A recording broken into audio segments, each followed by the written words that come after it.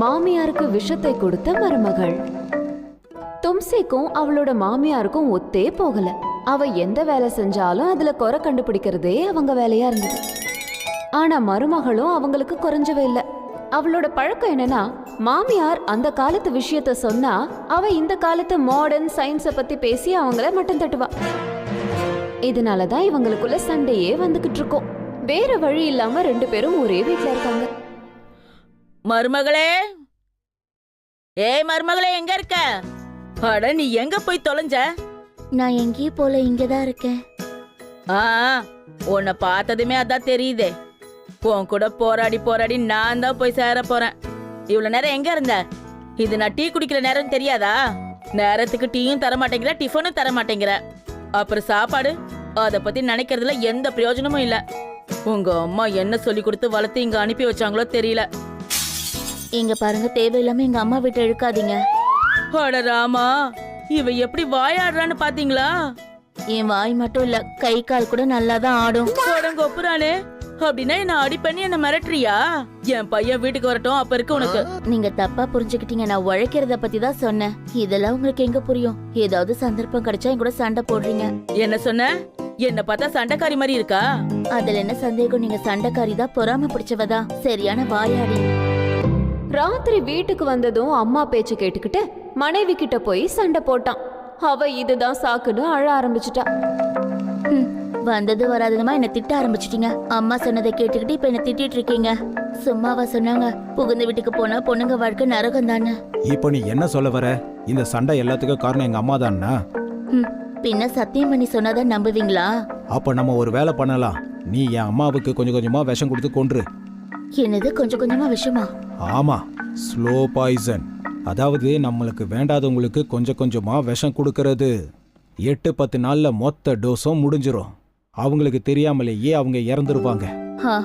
இது நல்ல யோசனை தான். நான் கொடுக்கறேன், நீங்களே அதை வாங்கிட்டு வாங்க. வாங்கிட்டு வரேன், ஆனா ஒரு கண்டிஷன். எங்க அம்மா சாகுற வரைக்கும் நீ அவங்க கிட்ட ரொம்ப அன்பா நடந்துக்கணும். அவங்கள நீ ரொம்ப நல்லபடியா பாத்துக்கணும். டீ, காஃபி, சாப்பாடு, அப்புறம் அவங்கள சரியான நேரத்துக்கு நீ தூங்க வைக்கணும். ஏன்? இங்க பாரு, எங்க அம்மா கிட்ட நீ அந்த அளவுக்கு அன்பா நடந்துகிட்டாதான் என் அம்மாவுக்கு நீ தான் விஷம் கொடுத்தன்னு சொன்னா மத்தவங்க யாரும் நம்ப மாட்டாங்க.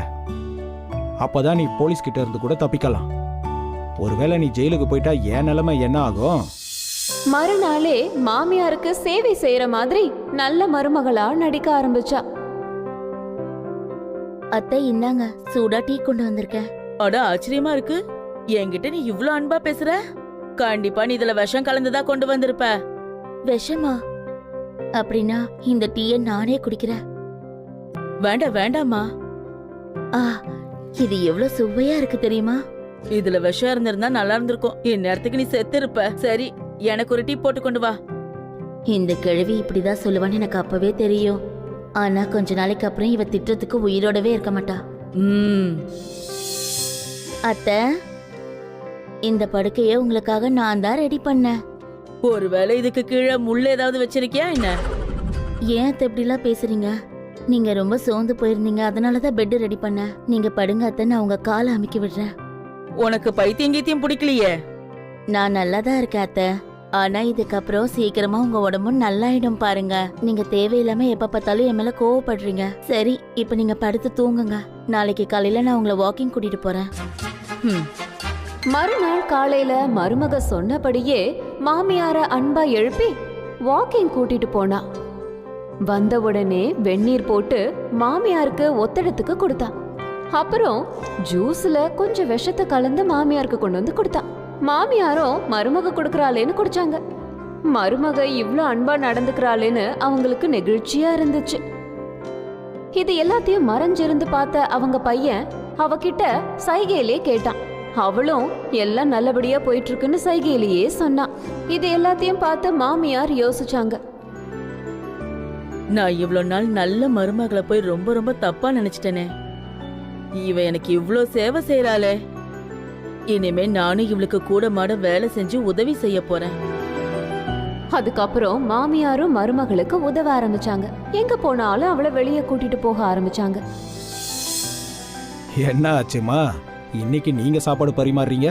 அதுவா, நாள் பூரா என் மருமக உழைச்சு உழைச்சு ரொம்ப களைப்பாயிட்டா. ரொம்ப பாவம்.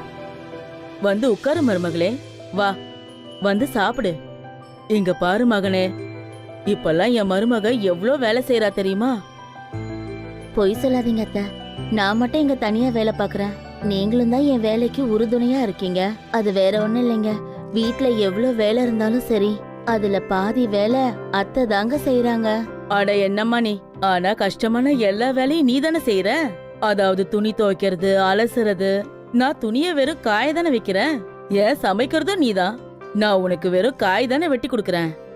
நீ என்ன வாக்கிங் கூட்டிட்டு போற, நான் திரும்பி வந்ததும் சுட தண்ணி வச்சு என் காலுக்கு ஒத்தடம் கொடுக்கற. எனக்கு சரியான நேரத்துக்கு டீ, ஜூஸ், பால் எல்லாம் கொடுக்கற. ராத்திரி நான் படுக்கிறதுக்கு எல்லா ஏற்பாடும் பண்ற. பத்தாததுக்கு கால் வேற புடிச்சு விடுற. எனக்காக நீ ரொம்பவே கஷ்டப்படுற. அன்னைக்கு ராத்திரி எப்பவும் போல மருமக மாமியாருக்கான பால்ல கொஞ்சம் விஷத்தை கலக்க பாக்குறா. ஆனா ஏதோ காரணத்தால கலக்காம விட்டுட்டா. அதுக்கப்புறம் விஷம் கலக்காத பாலை தன்னோட மாமியாருக்கு குடிக்க கொண்டு வந்து கொடுத்தா. அதுக்கப்புறம் ராத்திரி பூரா அந்த மருமக தூங்கவே இல்லை. இத கவனிச்சிட்டு இருந்த அவளோட கணவன் அவகிட்ட, என்னாச்சுமா, பயங்கர டென்ஷனா இருக்கிற மாதிரி இருக்கு. இன்னும் கொஞ்ச நாள்ல தான் நம்ம டென்ஷன் எல்லாம் முடிவுக்கு வரப்போகுதுல. இன்னைக்கு 8வது நாளாச்சே. அம்மாவோட ஸ்லோ பாய்சன் டோஸ் முடிய போகுது. நாளைக்கு காலையில அம்மா எந்திரிக்க மாட்டாங்க. இல்ல இல்ல இல்ல, அந்த மாதிரி எல்லாம் சொல்லாதீங்க. எனக்கு ரொம்ப கஷ்டமா இருக்கு. இங்க பாரு, நான் சொல்லனாலும் நாளைக்கு காலையில கண்டிப்பா எங்க அம்மா உயிரோடவே இருக்க மாட்டாங்க. இல்ல இல்ல இல்ல, ப்ளீஸ். என்னோட மாமியார் ரொம்பவே நல்லவங்க.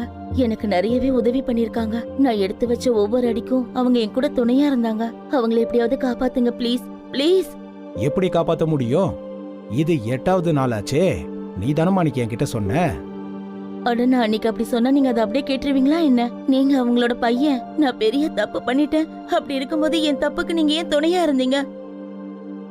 அட, என் மருமக ஏன் இப்ப கத்திக்கிட்டு இருக்கா?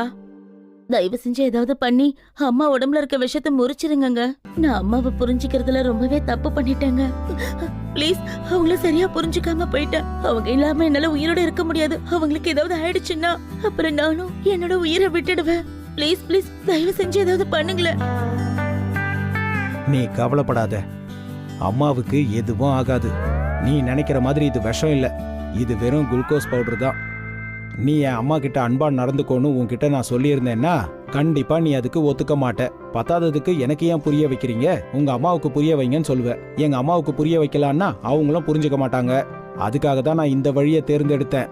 இப்ப பாத்தியா, நீ அம்மா கிட்ட நல்ல விதமா நடந்துக்க ஆரம்பிச்சதுக்கு அப்புறம் அவங்களும் உன்கிட்ட நல்ல விதமா நடந்துக்க ஆரம்பிச்சிட்டாங்க. போதுமா? இனிமே இந்த அன்பை நிலையா பாத்துக்க வேண்டியது உன் பொறுப்பு. ஓ, நீங்க உண்மையிலேயே புத்திசாலிதாங்க. நிஜமா தானே சொல்றீங்க? அத்தைக்கு எதுவும் ஆகாதுல்ல? அட, என்னாச்சு மருமகளே? நீ கத்துற சத்தம் எனக்கு நல்லா கேக்குதுமா. உங்களுக்குள்ள எதுவும் பிரச்சனை இல்லையே? ஒன்னும் பிரச்சனை இல்ல அத்தை. அது அது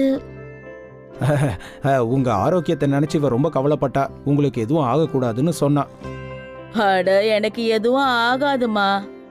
எனக்கு அன்பான மருமக கிடைச்சிருக்கா. அப்படி இருக்கும்போது எனக்கு என்ன ஆக போகுது சொல்லு? ஆமா, கண்டிப்பா உங்களுக்கு எதுவும் ஆகாது அத்தை. அது மட்டும் இல்ல, உங்களுக்கு எதுவும் ஆகவும் விட மாட்டேன். என் மருமக என்ன நினைச்சு எவ்வளோ கவலைப்படுறா. பெரியவங்க சொன்னதெல்லாம் சரிதான். முள்ளை எப்படி முள்ளால எடுக்கணுமோ அதே மாதிரி விஷத்தை விஷத்தால தான் முறிக்க முடியும். சுந்தர் நகர்ல சாபாஸ் அண்ணனுக்கு ஒரு சின்ன கடை ஒண்ணு இருந்துச்சு.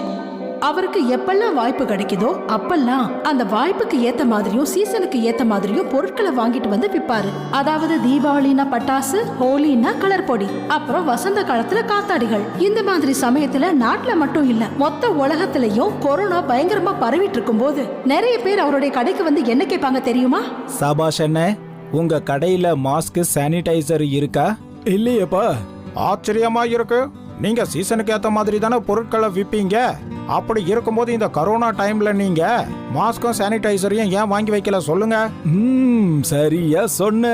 நாளைக்கே நான் சிட்டிக்கு போய் எல்லாத்தையும் வாங்கிட்டு வந்துடுறேன். ஆனா அடுத்த நாள் ஷாபாஸ் வெறும் கையோட தான் சிட்டில இருந்து திரும்பி வந்தாரு. அந்த நேரத்துல அவர் என்ன நினைச்சாருன்னு ஒன்னும் புரியல. கஸ்டமர்ஸ் வெறும் கையோட திருப்பி அனுப்பிச்சா அடுத்த முறை அவங்க கடைக்கு வரமாட்டாங்கன்னு யோசிச்சாரு. அதனால அவரோட அசிஸ்டன்ட் கிட்ட அவர் என்ன சொன்னாருன்னா, ஹே கல்லு, நம்ம கடை சீசனுக்கு ஏத்த மாதிரி பொருட்களை விற்போம்னு எல்லாருக்கும் தெரியும். இப்ப சீசனு எல்லாருக்கும் கரோனா பரவிக்கிட்டு இருக்கிறது. அப்படி இருக்கும்போது அது சம்பந்தப்பட்ட பொருட்கள் இல்லைன்னா நமக்கு நஷ்டமாயிடும்பா. ஆனா மார்க்கெட்ல பொருட்களே இல்லையே, அப்புறம் எப்படி நீங்க போய் வாங்குவீங்க? இந்த உலகம் ரொம்ப பெருசுப்பா. எப்போ பொருட்களுக்கு தட்டுப்பாடு ஏற்படுதோ அப்பதான் நிறைய பேர் பொருட்களை தயார் பண்ணுவாங்க. அதனால நாமளும் சானிடைசர், மாஸ்க், அப்புறம் கரோனாவுக்கான மாத்திரையும் தயார் பண்ணுவோம். ஆனா இது வரைக்கும் கரோனாவுக்கு மாத்திரை யாரும் தயார் பண்ணலையே. அதத்தான் நானும் சொல்ல வரேன். நாம உருவாக்குவோம். மனுஷனோட தேவை அவன் கண்ணை மறைச்சிரும். அத நாம நமக்கு சாதகமா பயன்படுத்திக்கலாம். நீ ஒரு வேலை பண்ணு. உன் வீட்ல கிழிஞ்சு போன துணி, சேலை எல்லாத்தையும் மூட்டை கட்டி வச்சிருப்பல்ல, அது எல்லாத்தையும் நீ போய் சீக்கிரம் கொண்டு வா. நானும் என் வீட்ல இருக்கிறத கொண்டு வரேன். அது எதுக்குண்ணே? அந்த பழைய துணியெல்லாம் கட் பண்ணி நாம புதுசா ஒரு மாஸ்க ரெடி பண்ணுவோம். அப்புறம் இங்க பாரு, நாம பாத்ரூம்ல நாம குளிச்சு துவைச்சு எவ்வளவு சோப்பு தண்ணி, நுர தண்ணி வெளியேறுதோ அது எல்லாத்தையும் ஒரு பக்கெட்ல சேர்த்து வச்சு இங்க கொண்டு வா. அத ஒரு சின்ன பாட்டில்ல ஊத்தி சானிடைசர் சொல்லி வித்துருவோம். சீ, எதுக்கு இப்படி அழுக்கு தண்ணி எல்லாம் கொண்டு வர சொல்றீங்க? அப்படி பண்றதாந்தா சோப்பு பவுடரை கலந்து தண்ணியை உருவாக்கிக்கலாம். இங்க பாரு முட்டாள், அதோட வாசனைய வச்சு ஜனங்க கண்டுபிடிச்சிருவாங்க. ஆனா அழுக்கு தண்ணி யாராலையும் கண்டுபிடிக்க முடியாது. அப்புறம் இங்க பாரு, நம்ம வீட்ல எல்லாம் அடிக்கடி குழந்தைங்களுக்கு, ஒய்ஃபுக்கு எல்லாம் உடம்பு சரியில்லாம போகும். அப்ப நிறைய மாத்திரை வாங்கிட்டு வருவோம். ஆனா 1-2 தான் சாப்பிடுவோம். மிச்ச மாத்திரை எக்ஸ்பைரி ஆனாலும் அது மூளையில தான் இருக்கும். இந்த மாதிரி நிறைய மாத்திரைகள் எங்க வீட்ல இருக்கே. இதனால தினமும் எனக்கு அவ்வளவுக்கும் சண்டை வரும். நாம எல்லா மாத்திரையையும் ஒன்னா சேர்த்து தண்ணியோட கலந்து ஒரு புது மாத்திரையை உருவாக்கிடுவோம். அத நாம கரோனா மாத்திரைன்னு சொல்லி வித்துருவோம். அதோட இப்போதைக்கு கரோனாவுக்கான மாத்திரையை கண்டுபிடிக்கல. அதனால நம்ம மருந்து எல்லாரும் முயற்சி பண்ணி பார்ப்பாங்க. நாம கிழிஞ்ச துணியால உருவாக்குன மாஸ்க் எல்லாத்தையும் அவங்க மேட்சிங் ட்ரெஸ்ஸுக்கு ஏத்த மாதிரி உருவாக்கி இருக்கோம்னு சொல்லி வித்துருவோம். இந்த காலத்துல உடம்பு முடியலனாலும் யாரும் ஃபேஷனை மறக்கிறது இல்ல. அது மட்டும் இல்லாம சானிடைசரை வச்சு சும்மா அவங்க கையை தான் தொடச்சிக்கிறாங்க. அதனால நம்ம பாத்ரூம்ல யூஸ் பண்ண தண்ணின்றது அவங்களுக்கு தெரியாது. சீக்கிரம் நான் சொன்னது எல்லாத்தையும் ரெடி பண்ணு. இது ரொம்ப தப்பான விஷயம் ஷாபாசனே. உங்க நண்பன்ற முறையில நான் சொல்ல வர்றது என்ன? வாய மூடு. இது கடை. இங்க நீ என் நண்பன் இல்ல, வேலைக்காரன். நான் சொன்னதை செய்யலன்னா வேலையை விட்டு தூக்கிடுவேன். ஆனா அண்ணே, ஆனா கீனாலாம் ஒண்ணும் இல்ல. வாய்ப்பை எவன் சரியா பயன்படுத்திக்கிறானோ அவன் தான் பெரிய ஆள் ஆவான். இத பயன்படுத்தலனா கடைசி வரைக்கும் ஏழையா வந்து செத்து போயிடுவான். புரிஞ்சுதா? ஓ, நான் சொன்னது எல்லாத்தையும் ரெடி பண்ணு. 2வது நாளே ஷாபாஸோட கடையில கொரோனாக்கான மருந்து மட்டும் இல்ல, மாஸ்கையும் சானிடைசரையும் விற்க ஆரம்பிச்சிட்டாரு. மக்களுக்கு இதெல்லாம் தேவைங்கிறதுனால தினமும் அவர் கடைக்கு வந்து நிறைய பேர் வாங்கிட்டு போக ஆரம்பிச்சாங்க. அடேங்கப்பா, உண்மையிலேயே நீங்க கலக்கிட்டீங்க. எங்க தேடியும் மாஸ்கும் சானிடைசரும் எனக்கு கிடைக்கல. ஆனா உங்க கடையில ஃபுல் ஸ்டாக் வச்சிருக்கீங்க. வேற என்ன பண்றது? நீங்க பாட்டுக்கு அன்னைக்கு சொல்லிட்டு போயிட்டீங்க. அதனால நீங்க கஷ்டப்படக்கூடாதுன்னு சொல்லி நான் எல்லா சிட்டியும் தேடி அலைஞ்சு திரிஞ்சு இது எல்லாத்தையும் வாங்கிட்டு வந்தேன். ஆனா இந்த மாஸ்க் ஏன் கலர்ஃபுல்லா இருக்கு? உண்மையை சொல்லணும்னா இது ரொம்பவே காஸ்ட்லி. சிங்கிள் கலர்ல எனக்கு ரொம்ப சீப்பா கிடைச்சதுதான். ஆனா அதெல்லாம் விட்டுட்டு ஏன் கலர் கலரா வாங்கிட்டு வந்தேன்னா, ஆம்பளைங்க நீங்க எதை கொடுத்தாலும் போட்டுப்பீங்க.